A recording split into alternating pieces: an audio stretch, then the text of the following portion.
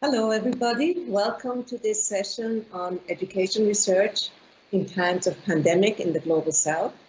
This is a panel put together by IDRC, which stands for International Development Research Center, which is also the organization that administers the GPE-funded KICS grant. And very soon you will hear a little bit more about the KICS initiative. So I will not say a word about the KICS initiative. My job is to present this high caliber group of colleagues. Pleasure. Es un gran placer. Voy a hablar muy brevemente acerca de este tema. Vamos a tener el tema especial que va a surgir en septiembre con respecto a lo que ha hecho el COVID para la educación y la investigación. Este es el tema justamente de este panel. Y nos recuerdan también que no estamos en una etapa de emergencia biológica o de salud, sino de económica y política también, y una emergencia social. Este panel entonces en particular estudia la emergencia en investigación que el COVID ha generado y el impacto que tiene sobre los sistemas de educación y la investigación y la colaboración en educación.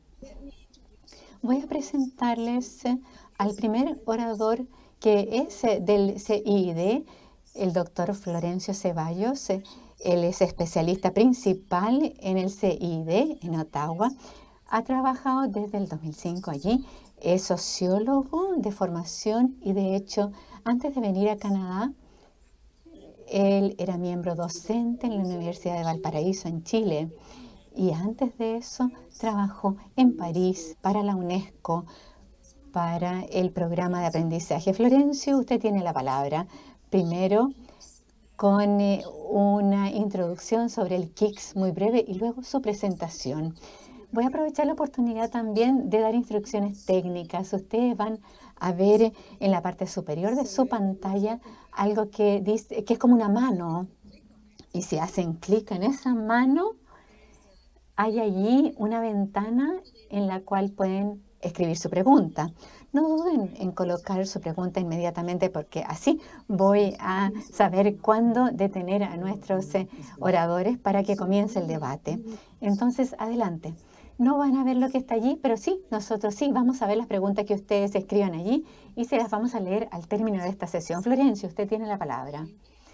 Muchas gracias. Y bienvenidos a todos.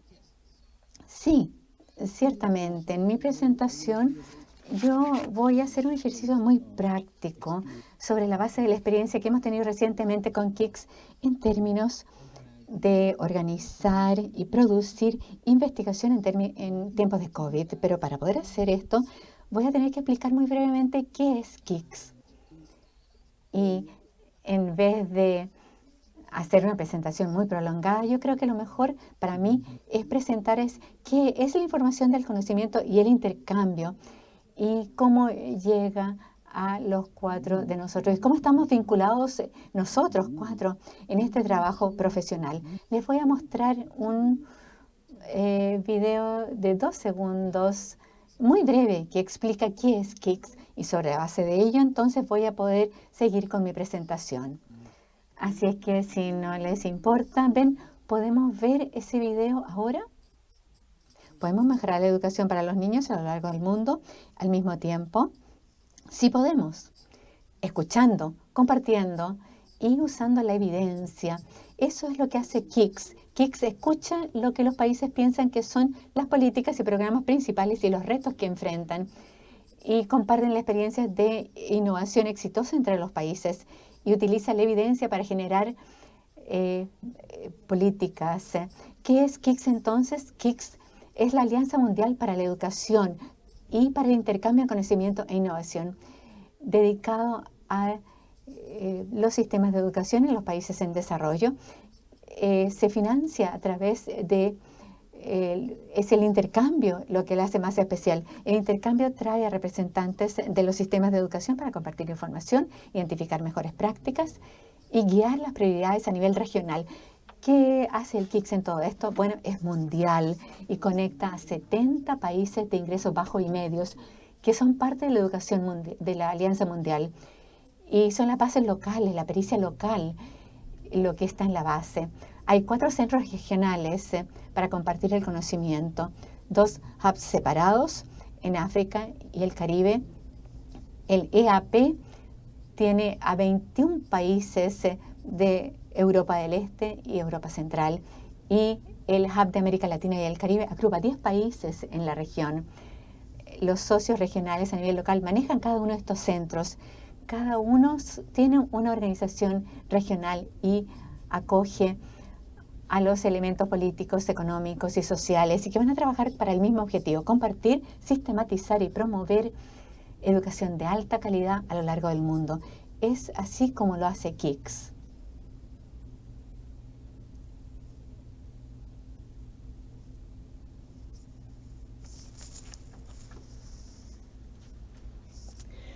Bien, muchas gracias.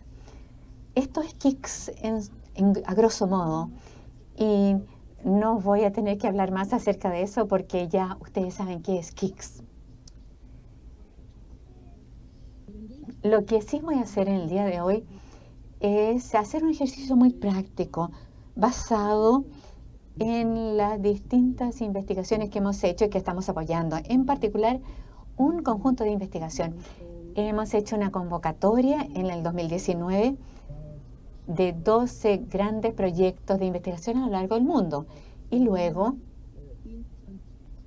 en el 2020, en el mismo momento en que la pandemia estaba comenzando, yo diría en la misma semana, iniciamos un proceso para hacer una convocatoria regional de propuestas. Y de allí 22 proyectos en África, en Asia, Pacífico y en América Latina se seleccionaron. Estos eran grandes proyectos de 1.2 millones de dólares, proyectos grandes a lo largo de distintos países, e iniciamos este proceso en el momento que comenzaba la pandemia. Lo que voy a compartir con ustedes hoy día son 3 tipos de percepciones que estamos consiguiendo con respecto a esos procesos y las investigaciones que están en curso en este momento. Y luego los aspectos que dicen más relación sobre cómo hacer la investigación, cómo llevarla a cabo en tiempos de COVID, cuáles son las disrupciones, las metodologías, los retos asociados a llevar a cabo investigación en educación en terreno en tiempos de pandemia. Y el segundo punto habla acerca de las nuevas brechas. ¿Cuáles son las brechas de conocimiento y las necesidades de investigación en evidencia que han surgido en el sur? Y hablando también con las partes interesadas locales como resultado de la pandemia, los cambios en términos de prioridades y necesidades de investigación. Y tercero, se habla acerca de la capacidad de esa investigación de tener un impacto o de tener la posibilidad de la adopción y la práctica en los países. ¿Cuál es la capacidad de la investigación que estamos llevando a cabo para realmente mover la aguja, por así decirlo, y tener así una influencia en la formulación de políticas?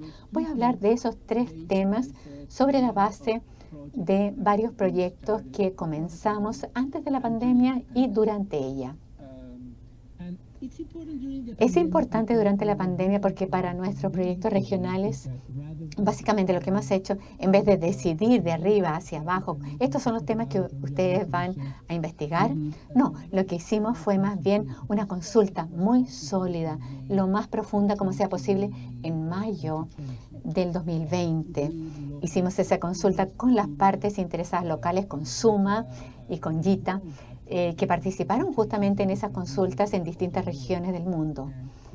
Y a partir de allí comenzamos a decidir qué temas íbamos a incorporar a esas convocatorias. Y de allí determinamos cómo el COVID estaba permeando todas esas necesidades. Y en ese entonces, recuerden, el 80% de las escuelas, o probablemente más del 80% de las escuelas, no puedo recordar el número exacto, estaban cerrados. Estábamos entonces teniendo un contexto en el cual se tenía un cierre mundial de prácticamente todas las escuelas. Entonces, si vemos esta diapositiva que tenemos aquí, o la próxima más bien. Sí, ahí estamos. Echemos una mirada primero a las brechas en evidencia.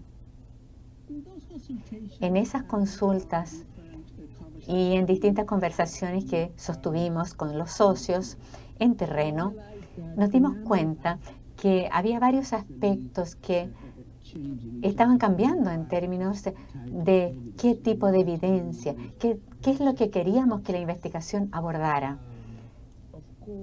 Obviamente, COVID surgió como la prioridad número 1 para prácticamente a todos los que consultamos. No era la única prioridad, pero sí realmente casi la principal prioridad para todos. Y las áreas de preocupación, aquellas áreas en que se veían brechas y que se estaban convirtiendo en algo más relevante, tenían que ver con adaptar las estrategias de enseñanza a la educación a distancia.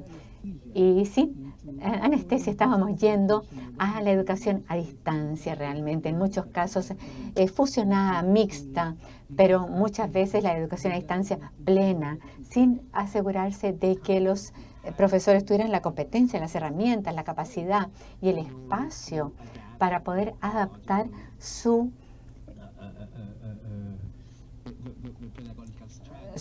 estrategias pedagógicas a este nuevo entorno, que involucraba también varios ajustes curriculares. Y los países se sentían confundidos sobre cómo producir o generar esos ajustes en un tiempo tan breve. Y se modificaron herramientas, entonces, herramientas de evaluación y prácticas. ¿Y cómo se evalúa? ¿Cómo se evalúa todo esto? ¿Y qué es lo que voy a evaluar en términos de aprendizaje en este nuevo contexto? Una pregunta muy importante en todas partes decía relación en general con el uso de la tecnología. No estamos hablando en este caso solamente de la alta tecnología o solamente, no sé si es alta tecnología el término. Estamos hablando no solamente del uso de la Internet para poder hacer educación a distancia.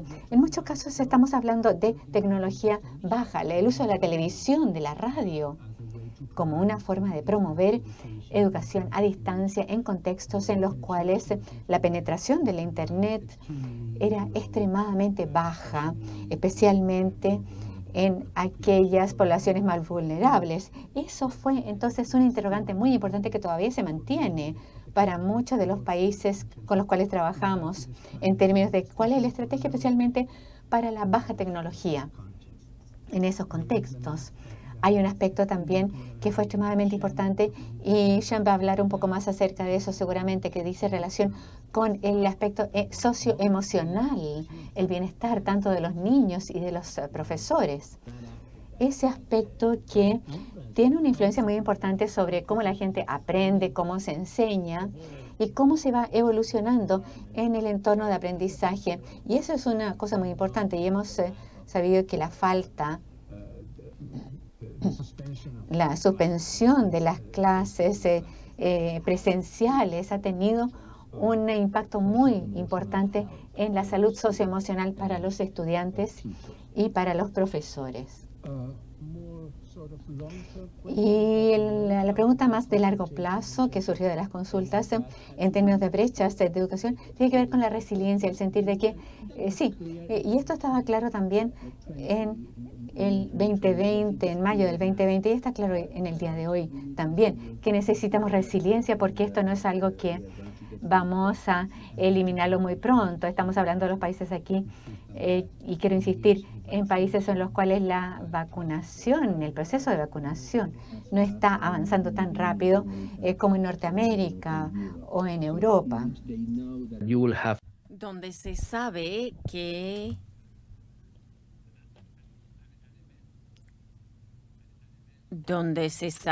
que va a haber que adaptarse y generar resiliencia a largo plazo, que hace falta adaptar las herramientas al nuevo contexto.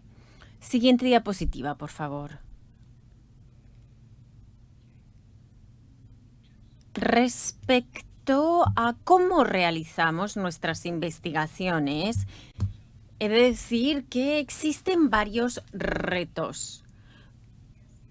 Rita, quiero saber si me escuchan bien y si todavía me queda algo de tiempo.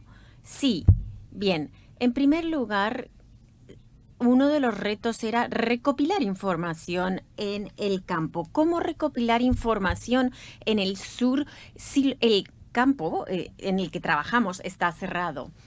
Por lo que fue necesario realizar mucha adaptación y mucha innovación, especialmente para llevar a cabo una investigación cualitativa, mientras que no se tiene una relación cara a cara en el contexto tradicional. Obviamente, todo el tema de la seguridad y los protocolos de sanidad y de salud para llevar a cabo la investigación y los participantes tuvieron que ser inventados, ya que nunca se habían tenido protocolos anteriormente para esta situación a la que nos enfrentábamos el año pasado.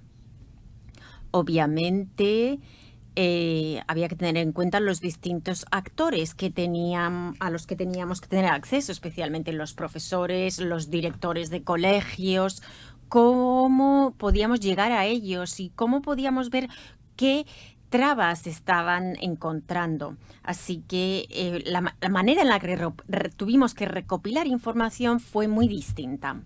Y pasando a la siguiente diapositiva, por favor, quiero hablar en última instancia respecto a algo que es de vital importancia, que tiene que ver con las prioridades de las políticas.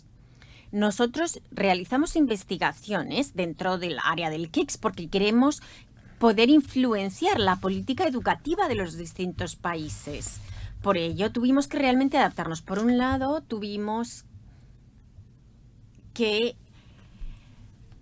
captar la atención de un personal que estaba ocupado en otros temas relativos a la pandemia, en las que se tenía que ver cómo abrir los colegios. Además, nos enfrentábamos al obstáculo de tener presupuestos que se veían reducidos a causa de otros gastos relacionados con temas de la salud, especialmente. Así que para captar la atención de las personas a las que nosotros consideramos nuestra audiencia, resultaba difícil. Era necesario tener muestras y tener pruebas.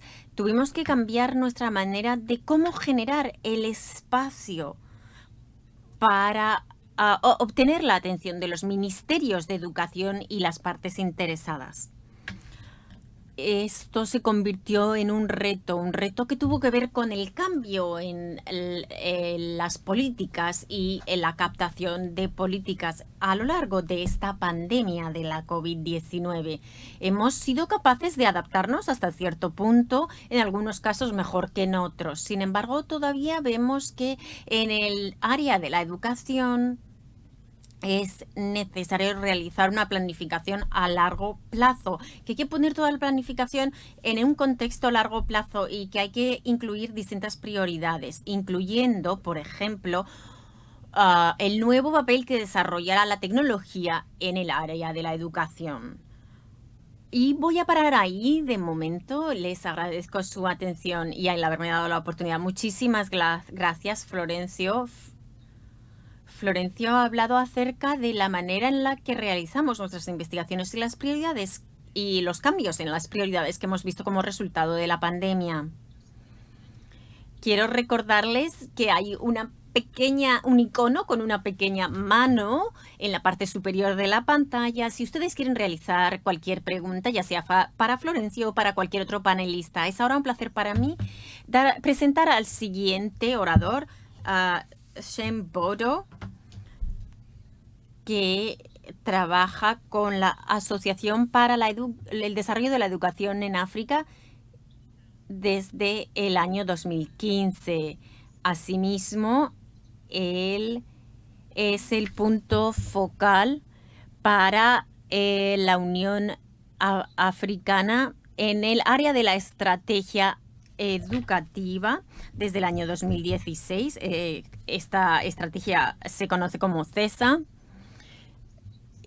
y está también a cargo del desarrollo de los objetivos de desarrollo del milenio dentro de su organización. Muchísimas gracias, Rita. Quiero hablar acerca de...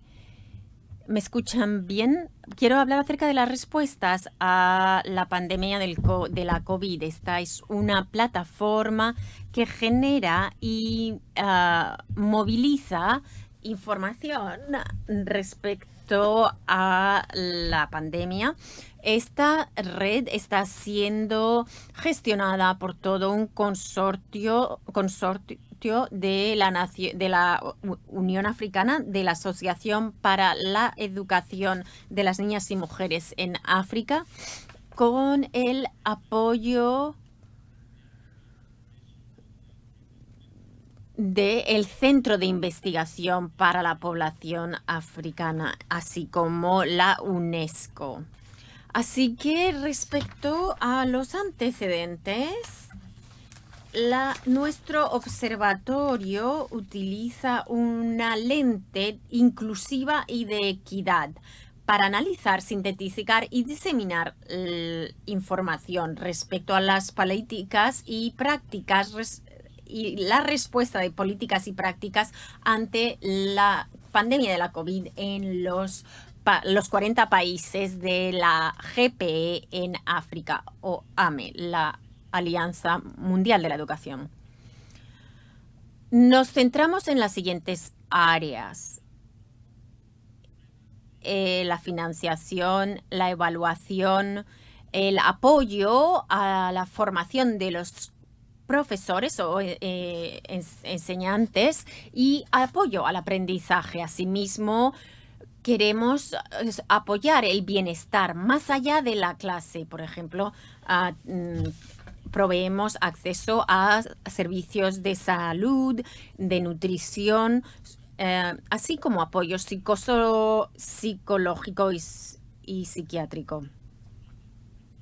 Asimismo, estamos realizando investigación en áreas emergentes y evaluamos las distintas intervenciones. En el último trimestre vamos a realizar estudios de caso en áreas que parecen prometedoras para que podamos aprender y otros países puedan poner en práctica las políticas que están funcionando en nuestro país. Lo que deseamos es poder utilizar toda esta información y así informar las políticas educativas teniendo en cuenta la situación de la COVID-19 y teniendo también en cuenta las prácticas que están realizando en los distintos países. Me quiero centrar hoy en la financiación de la educación, ya que esta es una de las áreas clave. Pero antes de ello, quería explicarles un poco dónde nos encontramos. Tras el lanzamiento de nuestra red o observatorio el año pasado, hemos podido crear una visibilidad para nuestra plataforma. Hemos desarrollado un informe que se ha diseminado a lo largo de la pandemia y ahora en línea tenemos 5 maneras de monitorear nuestras iniciativas: la evaluación, capacitación de profesores, apoyo de aprendizaje y de los estudiantes, reapertura de los colegios y bienestar. Tenemos distintos equipos que están trabajando en este área y estamos desarrollando documentos de síntesis respecto al bienestar de los alumnos y la financiación de la educación, así como la reapertura. Respecto a los retos, tenemos que ver cuáles son los retos de la financiación de la educación y hemos encontrado 5 distintos. En primer lugar, la falta de recursos adecuados. Resulta difícil apoyar la continuidad del aprendizaje, teniendo en cuenta la inclusión. El segundo reto es que en muchos de los países africanos se cuenta con la financiación externa para las respuestas de urgencia, especialmente en las áreas con una economía más precaria.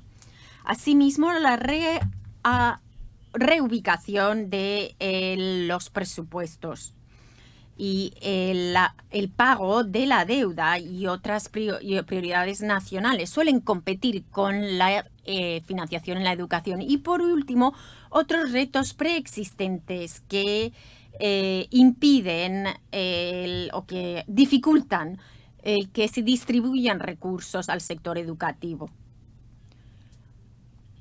Los países africanos, o por lo menos los 40 países africanos de la GPE, han identificado 4 áreas prioritarias respecto a la financiación.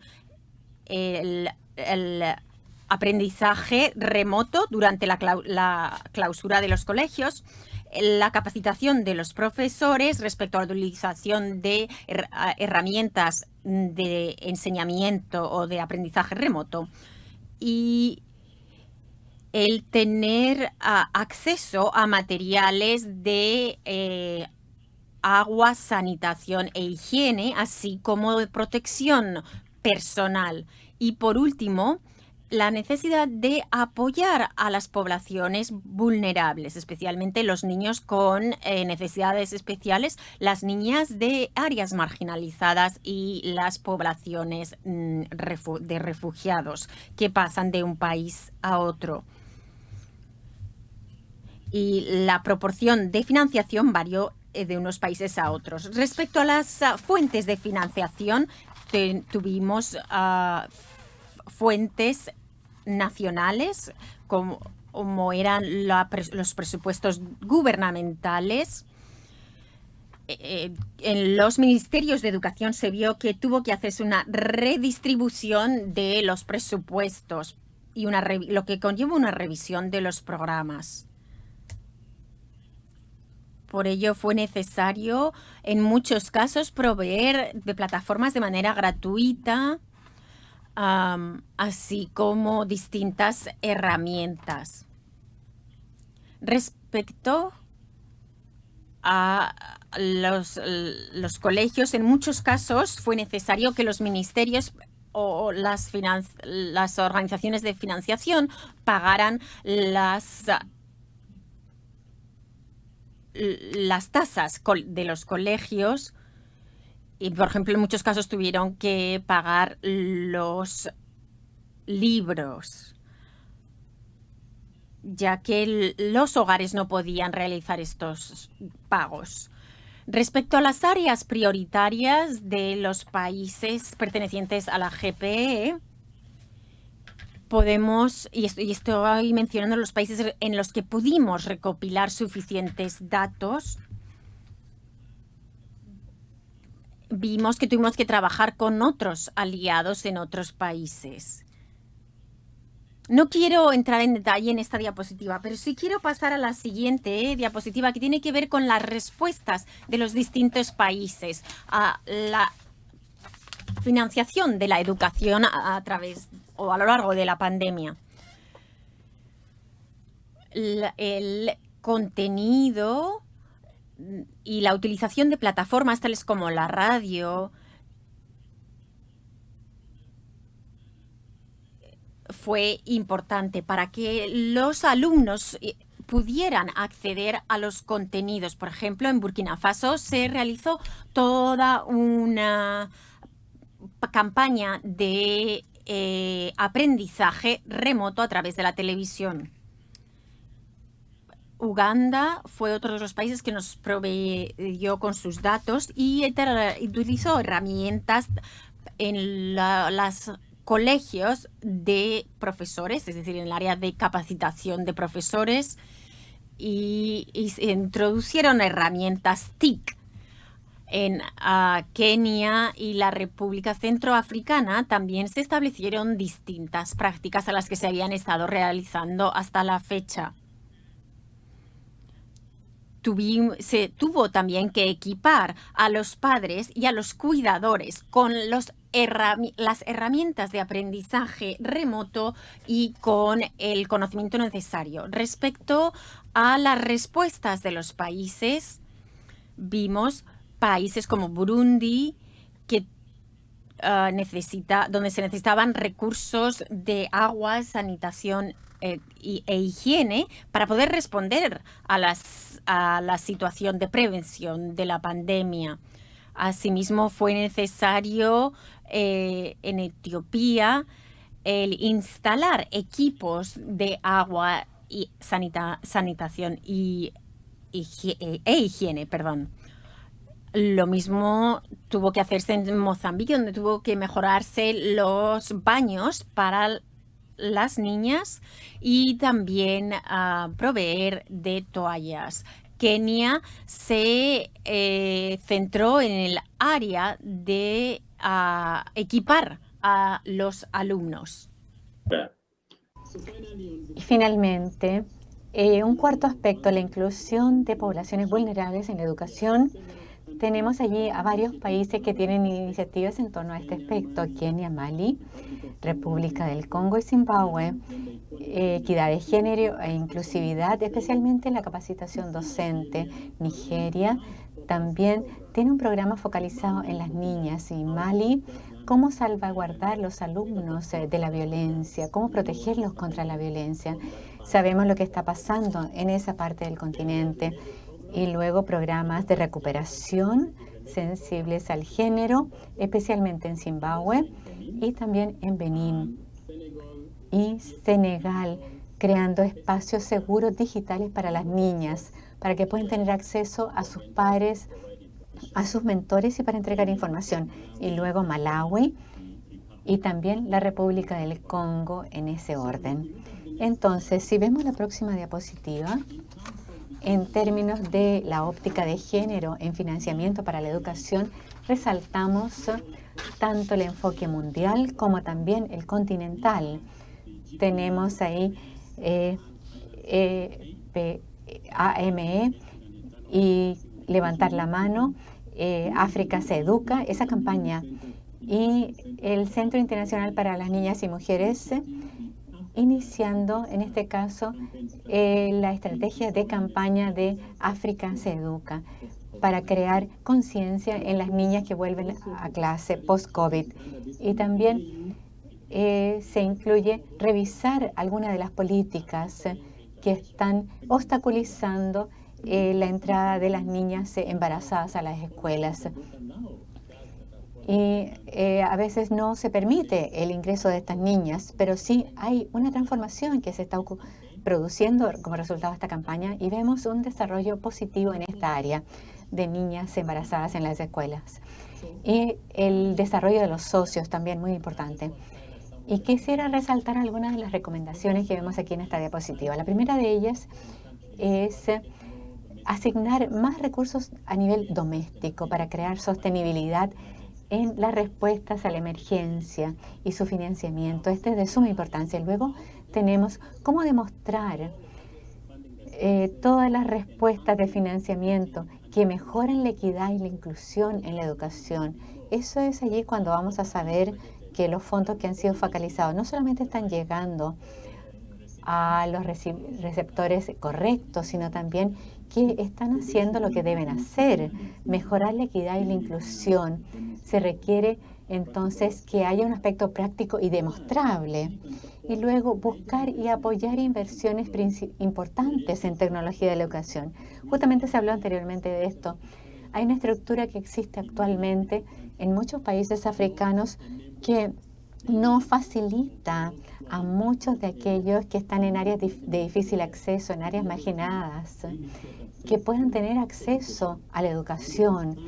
Y ha llegado el momento realmente que África trate de mejorar la infraestructura para poder colocar el aprendizaje a distancia, no solamente con una plataforma uniforme, Pero si tenemos una crisis como el COVID, donde no puede ocurrir el aprendizaje a distancia, sino un enfoque híbrido que vaya mano a mano con la educación en persona, para que haya la mayor cantidad de alumnos que puedan acceder a la educación.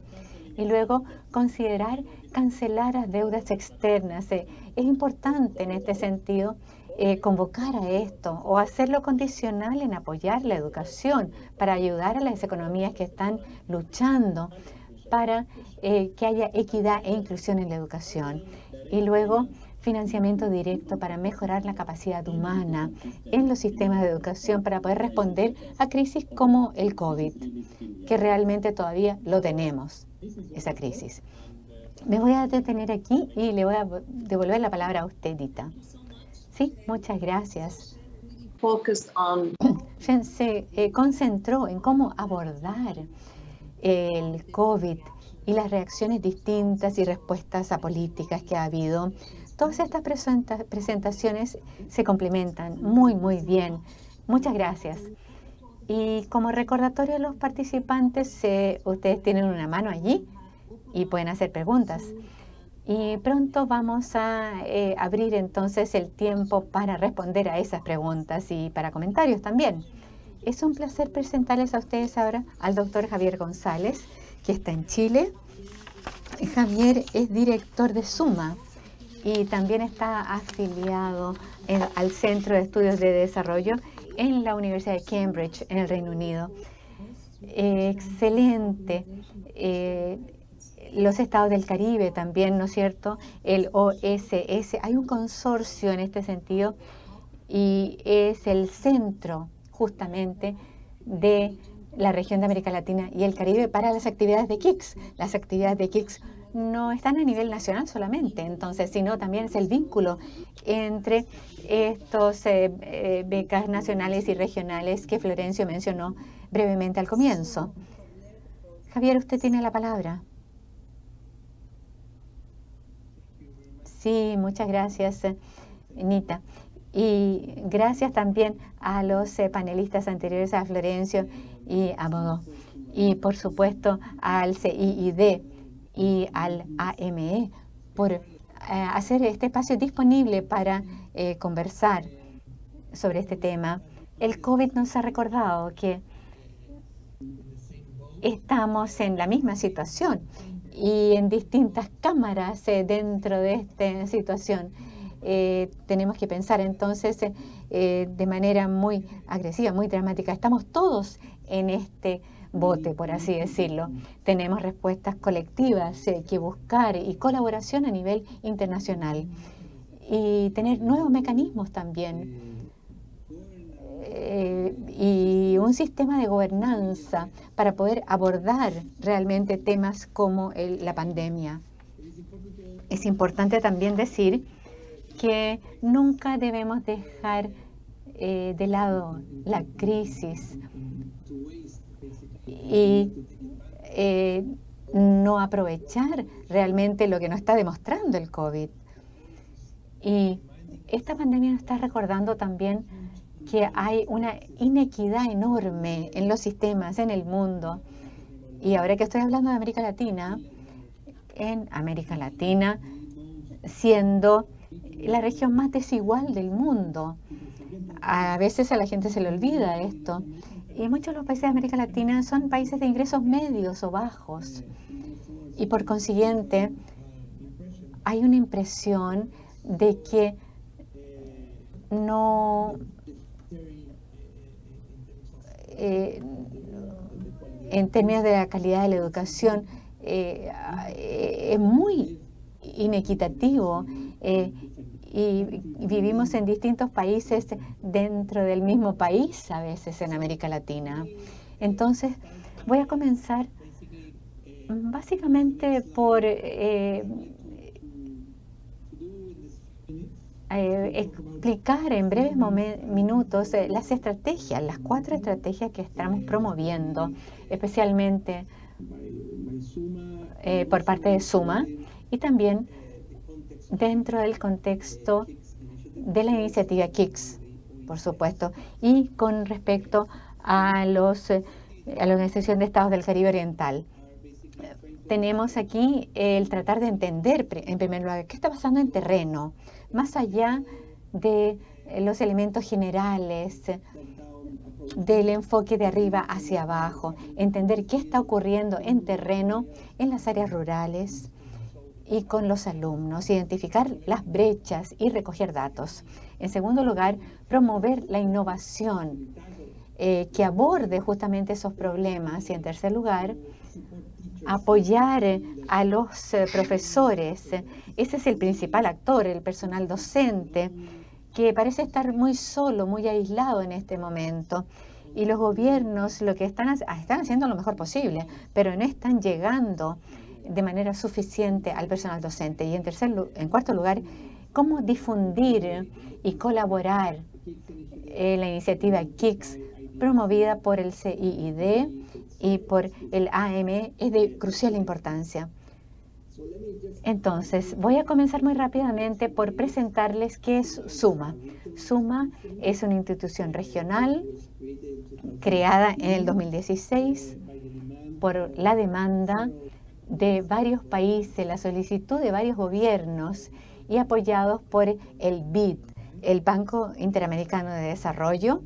Hoy día es un centro regional independiente de investigación e innovación para la educación y desea promover la educación con un enfoque en cerrar las brechas sociales y culturales que vemos en la región, tanto desde la parte superior a nivel estructural, reformas, y también desde abajo, viendo cómo trabajar directamente, no solamente en investigación, pero trabajar directamente con los profesores en escuelas específicas en terreno, para poder así aprender y obtener lecciones que puedan ampliar esta capacidad en la región.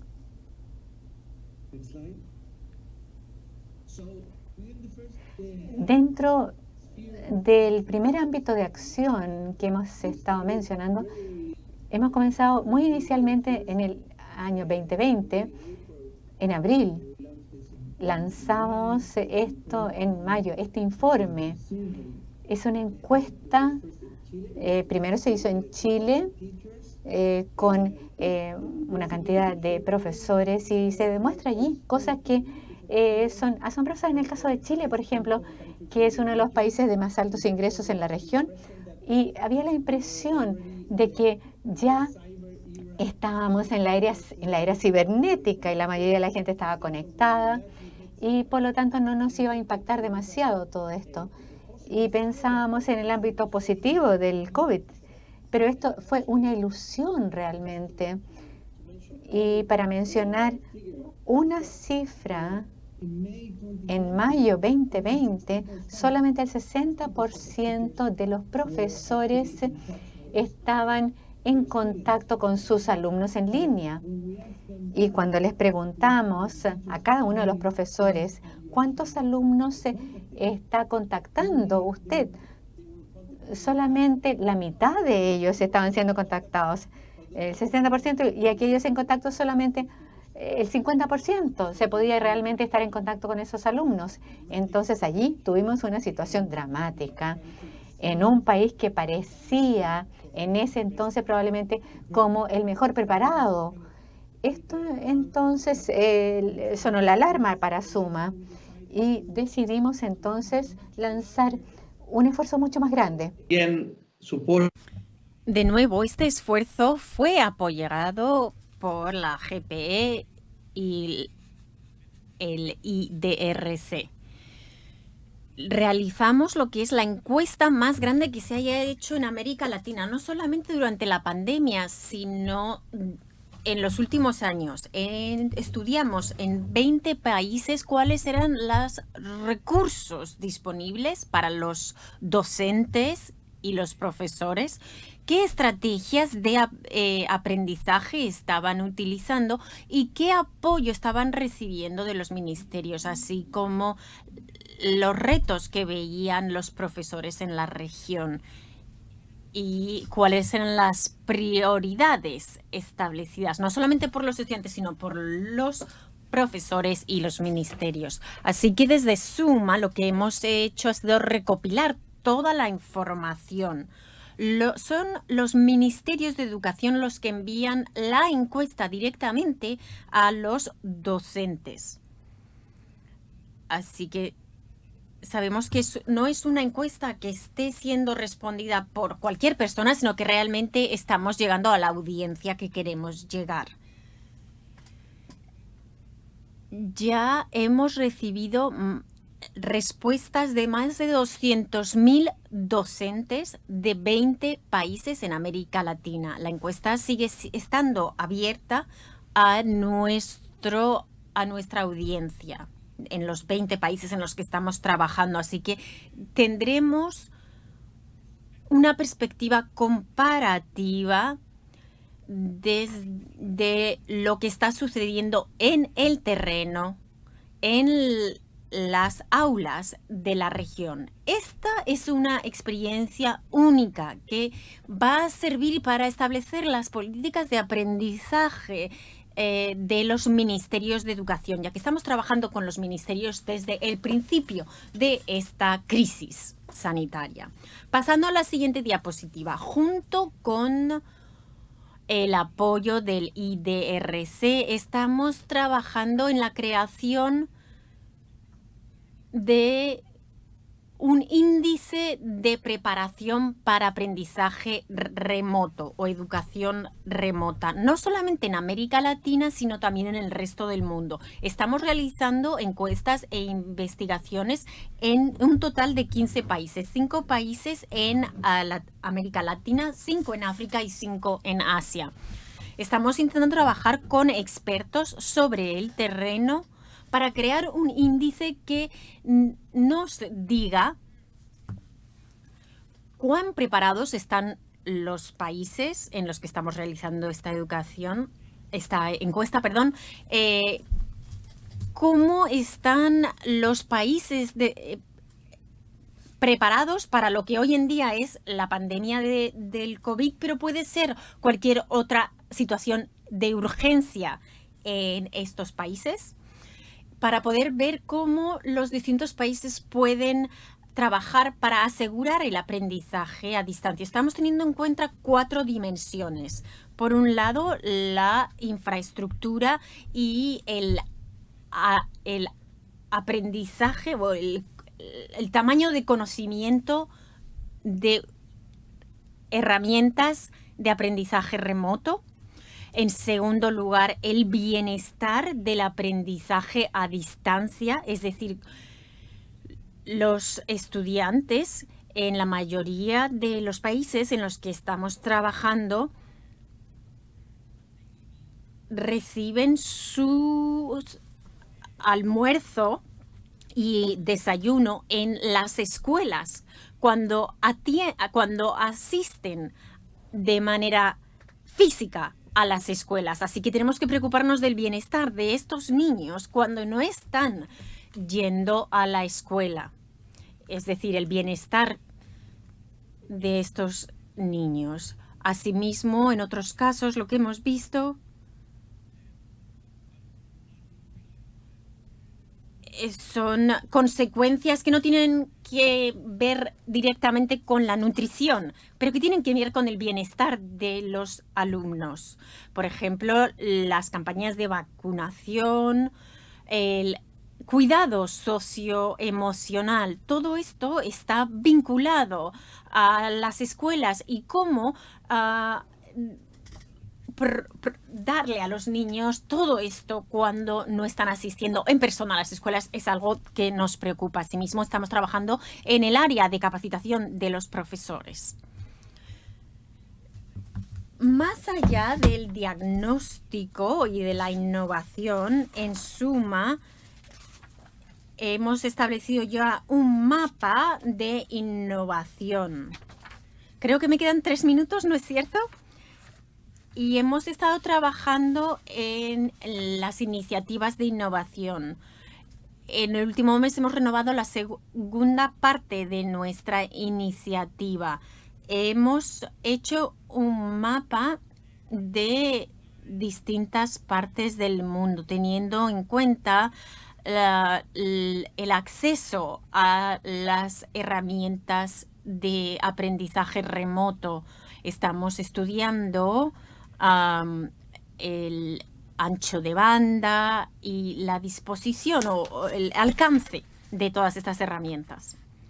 Asimismo, hemos creado una convocatoria para detectar lo que nosotros llamamos innovaciones prometedoras. En 11 países de la región estamos financiando y apoyando campañas de mentoría. En México, en Colombia, en Argentina, en Perú. Y básicamente estamos financiando lo que nosotros llamamos innovaciones ya consolidadas en la región.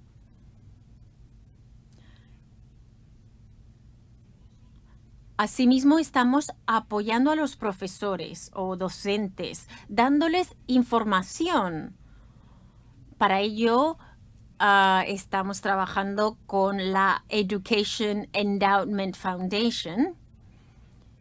Y en suma, lo que hacemos es contextualizar la información que proviene en la mayoría de los casos del norte. Y nosotros lo que hacemos es incluir investigación en español y en portugués para contextualizar lo que está funcionando en otras regiones y cuál es el impacto de estas medidas.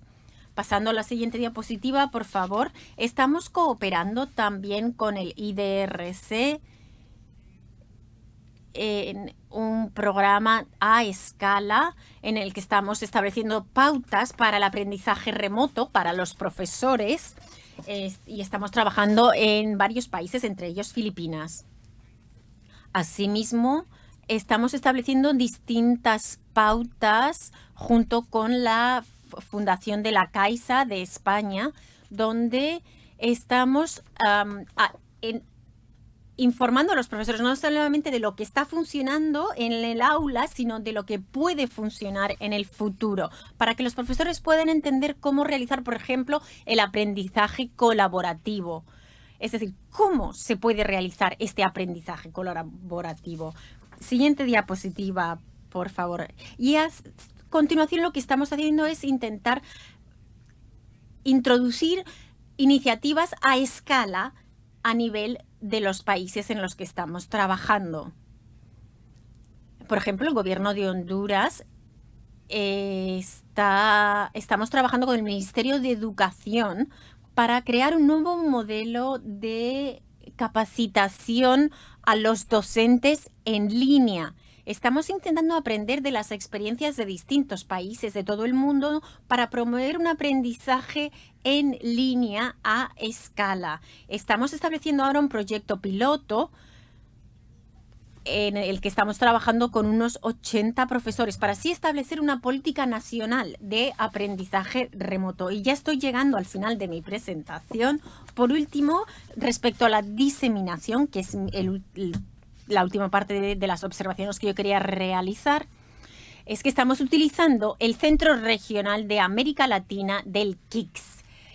Estamos trabajando con distintos socios en toda la región y he de decir que esta es una iniciativa muy atrevida. Y puedo decir esto con toda sinceridad porque nos está dando la oportunidad de trabajar con las autoridades de los niveles más altos de los ministerios, pero también trabajamos con ONGs, con académicos, con personal de las facultades académicas, en los que podemos hablar de manera sincera y honesta respecto a las prioridades de América Latina, de cómo podemos realizar las investigaciones y de cómo podemos realizar mejoras, de manera que la agenda no esté siendo establecida por otros países, sino que se tengan en cuenta las prioridades nacionales para y por los países, identificando así el área de innovativa y así encontrar soluciones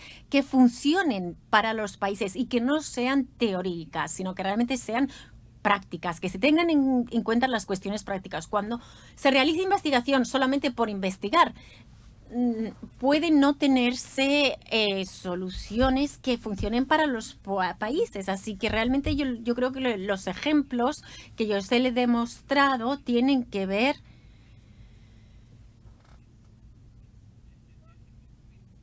con pruebas concretas. El KEX no solamente aúna a las personas para que se hable de la teoría, sino que realmente lo que queremos es cambiar la realidad para llegar a una situación mejor para todos los involucrados. Muchísimas gracias, Javier. Quisiera comenzar con un par de preguntas antes de que vayan llegando todas las preguntas provenientes de la audiencia. La situación que ha creado la pandemia de la COVID hace que realmente todo se mueva, todo vaya cambiando de manera muy rápida. Así que puede que la pregunta que se hace ahora es distinta de la pregunta que se hacía hace 6 semanas. Así que quiero saber cómo están ustedes desarrollando la encuesta, ya que hay gente que todavía lo tiene que responder. Y otra pregunta para todos los oradores.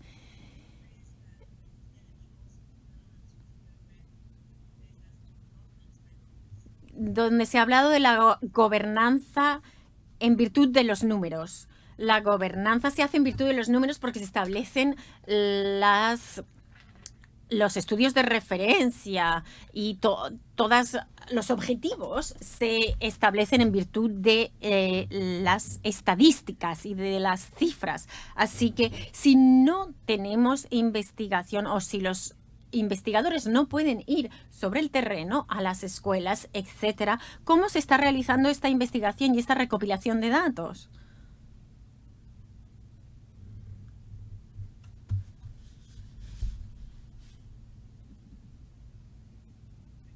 Bien, muchas gracias. Muchas gracias, Rita.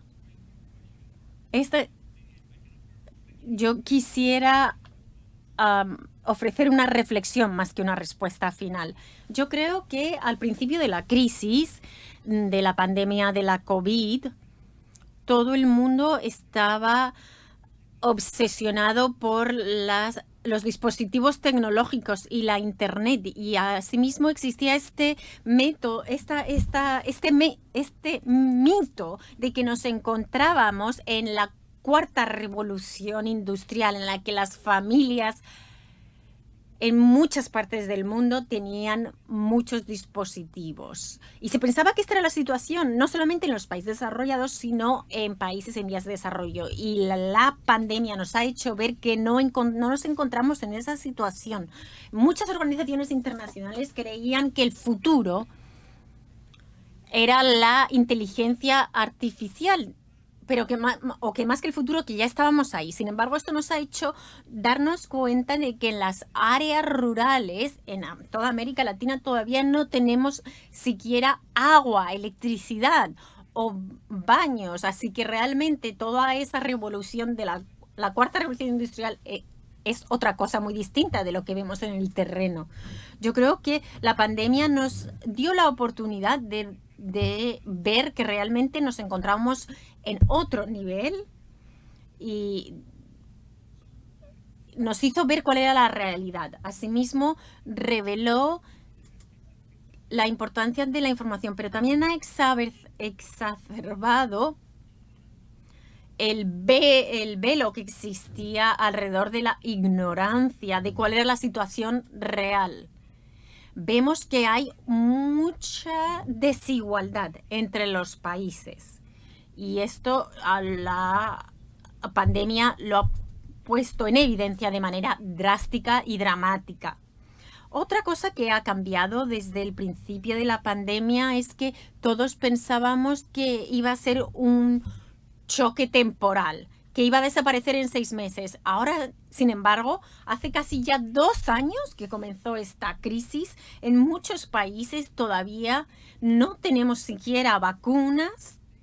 Así que vemos que es una pandemia que está durando mucho más de lo que se creía en un principio y por ello es necesario que encontremos soluciones a largo plazo. Es necesario que tengamos en cuenta las desigualdades históricas y de raíz que existen en todos los países, por un lado, y por otro, es necesario establecer un plan respecto a cómo igualar los niveles y los procesos de aprendizaje. Es necesario establecer un plan para los 5 próximos años para acabar con las lagunas de aprendizaje. Es necesario formar a los docentes porque no han sido formados para tener que tratar con tanta heterogeneidad como se van a ver ahora en las aulas. Y por último, la financiación de la educación tiene que ser prioritaria en América Latina y en otras partes del mundo. Sí, Florencio o alguien más quizás pudiera complementar la pregunta. ¿Quiere que tome yo la pregunta? Sí. No puedo ver las preguntas yo. Es algo interno. Voy a leer una pregunta, pero primero quisiera hacer una reflexión sobre lo que Javier acaba de decir, que creo que es muy preciso. Estas consideraciones quisiera mencionar. La primera de ellas es asumir que hay un punto de base que ha cambiado en términos de salud, la salud y el empleo a causa del COVID. Han cambiado los puntos básicos con respecto a educación, los objetivos de desarrollo sostenible también utilizados como punto de referencia. Nosotros hemos perdido en aprendizaje, en muchos aspectos hemos perdido como causa de la pandemia, y esta es la nueva realidad. Y es importante considerar en ese sentido lo que decía Javier con respecto a la resiliencia, adaptarse a esos cambios, porque hoy día tenemos la pandemia, pero hay que entender también que el sistema de educación tendrá que ser más proactivo en las estrategias de resiliencia, porque después puede ser otra cosa relacionada con el cambio climático, por ejemplo, y las poblaciones. En términos de educación tecnológica, yo estoy de acuerdo con Javier, pero todavía quisiera señalar que probablemente esto ha pasado en la década perdida, por así decirlo. En América Latina, por ejemplo, pienso, y no solamente en América Latina, en realidad, yo creo que hay más planes robustos, sólidos, para hacer que la tecnología esté accesible a grandes poblaciones que en comparación a 50 años atrás, que lo que se tiene ahora, excepto 2 o 3 países, Uruguay quizás, y quizás Colombia, pero en general hay programas más sólidos que hace 50 años atrás, y eso tiene que ver con la sistematización, lo que se ha entendido como tecnología para la educación en general. Y nos concentramos en esas áreas que están abriendo un espacio mayor para el sector privado, para la intervención del sector privado y como un bien público la tecnología. Eso se perdió, en cierto modo, en la última década. Prestamos más atención a aplicaciones, a las plataformas y a las soluciones que al acceso básico a esas características para las escuelas. Ese era mi principal comentario. Ahora voy a tomar una de las preguntas que tenemos aquí.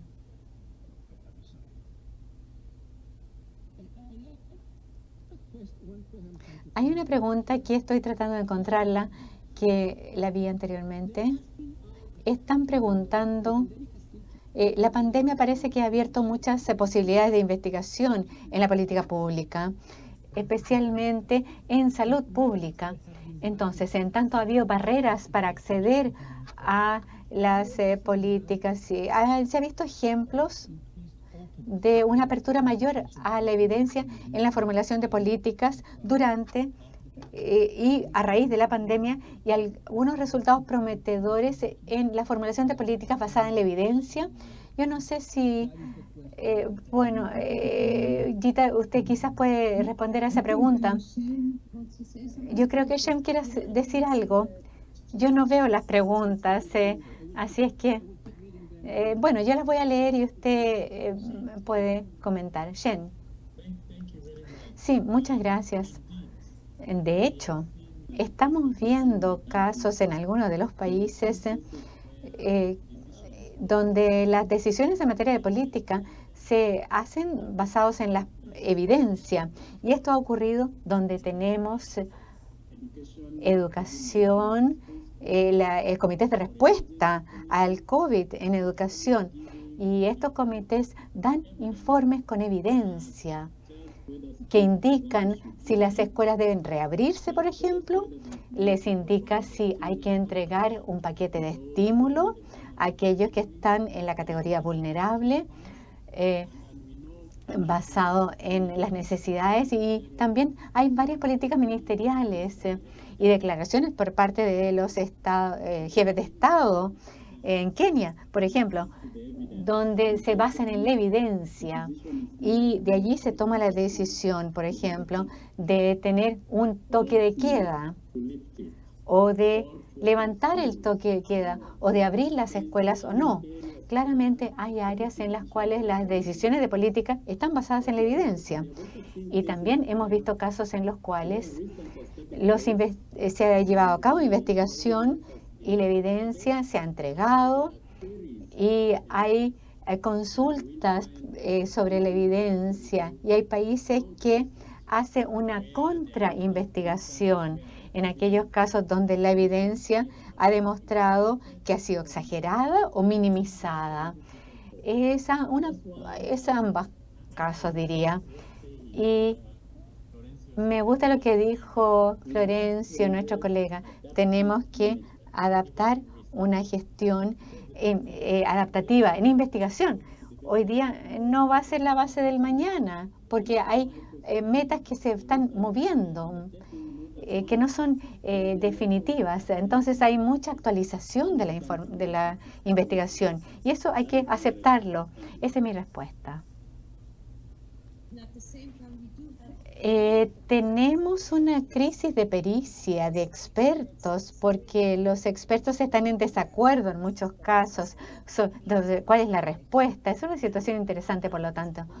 Y tenemos la creencia en la ciencia y las grandes expectativas de la ciencia y la investigación, y una crisis también de expertos, de falta de expertos. Florencio, hay otra pregunta aquí donde básicamente se está preguntando: hay obstáculos en la investigación aplicada de los sistemas de educación, investigación que ha sido perturbada por el COVID. Y estamos hablando sobre cómo se han adaptado los métodos y las estrategias de investigación. Y se nos pide dar ejemplos específicos de ello. Quizás yo puedo comenzar.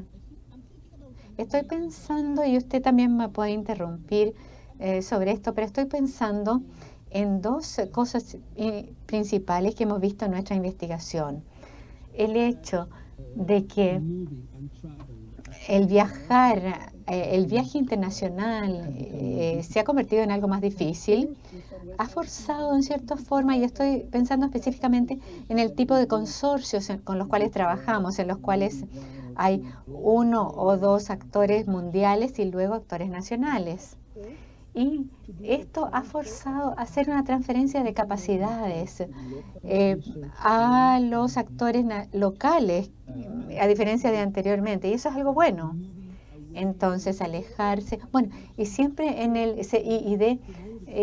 tratamos de no promover este tipo de extracción de datos de investigación en la cual los demás los socios locales solamente recaban la información. Yo creo que una cosa que me gusta acerca de lo que está ocurriendo en este momento es que ha habido que adaptarse y transferir capacidades. y formar y capacitar a los investigadores locales para que hagan algo que es más que recabación de datos, recopilación de datos. Están a la delantera de los proyectos y eso creo que es algo muy importante. Y es la única forma en la cual uno puede transferir con la capacidad de investigación y empoderar a los investigadores locales, permitiéndoles hacer no solamente la aplicación de la encuesta, sino sopesar más. Y creo que eso es algo bueno. Y lo otro es algo muy práctico. Muchos investigadores ahora están incorporando su presupuesto y facilitar a los profesores que participen en la investigación y que tengan un tablet, una conexión a Internet, que estén conectados. Y esa es la forma de adaptarse y poder llevar a cabo la investigación, las entrevistas y poder participar en grupos de reflexión desde la casa. Eso es algo concreto. Shen, estamos, claro, esto es mucho más inclusivo, se ha convertido en algo más inclusivo porque es factible entonces tener más participación. Sí, quisiera añadir a lo que dijo Florencio, que ha sido nuestro caso justamente, en el sentido de que nosotros, la forma en la cual trabajamos a lo largo de la región, por lo general, incluye al ministro de Educación desde el comienzo, porque creemos que cuando se incorpora a los ministros desde el comienzo en la discusión del problema, aumenta las posibilidades de que él pueda escalar o ampliar los resultados de la investigación y los resultados de estos pilotos.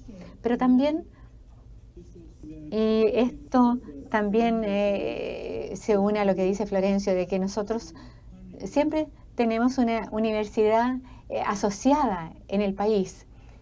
Por ejemplo, en términos de tener el ministro de Educación por una parte y una universidad local, y luego SUMA, que entrega la investigación y supervisa el proyecto.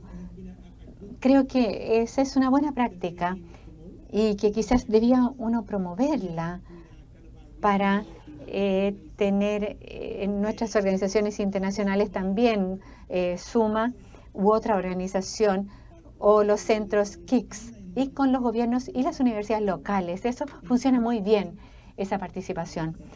Y estaba viendo también esta pregunta con respecto a las cosas que han ocurrido durante la pandemia.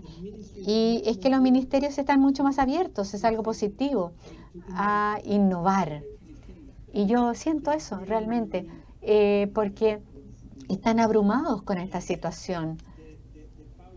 Y los recursos públicos están disminuyendo. Entonces, muchos se van hacia la salud, están disminuyendo entonces para la educación y el crecimiento económico. Y hay recesión en algunos países también. Entonces, la capacidad fiscal disminuye. Y los recursos, con los recursos que tienen que hacer más. Entonces, están mucho más interesados en nuestra experiencia, por ejemplo, en América Latina, para buscar nuevas formas de utilizar los mismos recursos en línea e innovar y utilizar las mejores prácticas que hemos visto en la investigación. Eso ha sido un buen resultado o un nuevo efecto, buen efecto del COVID. Utilizar los resultados de la investigación, la investigación aplicada. ¿Puedo preguntarle a Shen si puede responder cómo han hecho los académicos? ¿Se les reconoce más porque se les necesita más en África? Yo sé que se necesitan más. No sé si les reconocen más. Vamos a tener que llegar a eso, claro. Pero sí, son más necesitados en este momento debido a la situación de la pandemia. Y Florencio está en lo correcto.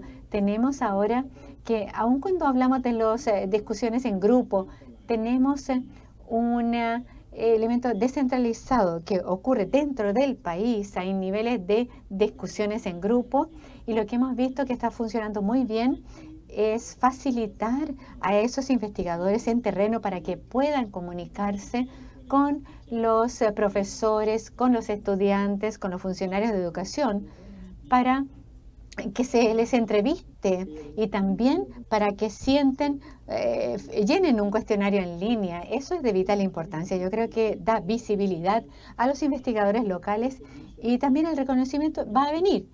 Eso es el próximo paso, yo creo. Muchas gracias. Esto es una excelente palabra final, hablar de la importancia del reconocimiento, de la pericia. Y eso es justamente lo que es KICS. Y de esta manera volvemos al principio de nuestra presentación y el vídeo que Florencia nos enseñó. La iniciativa del KICS, del intercambio de conocimiento, tiene que ver con la movilización del conocimiento, el reconocimiento del conocimiento y la diseminación de este reconocimiento para tener una plataforma en la que se pueda intercambiar información de manera adecuada y apropiada a cada uno de los países. Quiero darle las gracias a toda la audiencia por su participación en el día de hoy y gracias a los grandes oradores que hemos tenido con nosotros. Cuídense mucho y quiero darle ahora la palabra a Florencio. Florencio tiene la palabra. No tengo más que añadir. Solamente darle las gracias, Rita, por haber presidido este panel y gracias a todos mis colegas. Nos han quedado muchas preguntas en el tintero. Por ejemplo, Javier preguntaba respecto a la escala del TPD y la coalición del TPD. Yo lo que haría sería invitarles a que vayan a nuestro sitio web, el sitio web del KICS, donde podrán ver mayor información respecto a los proyectos a escala de la GPE, de la Alianza Mundial de la Educación, GPE o AME. Así que muchas gracias a todos ustedes por su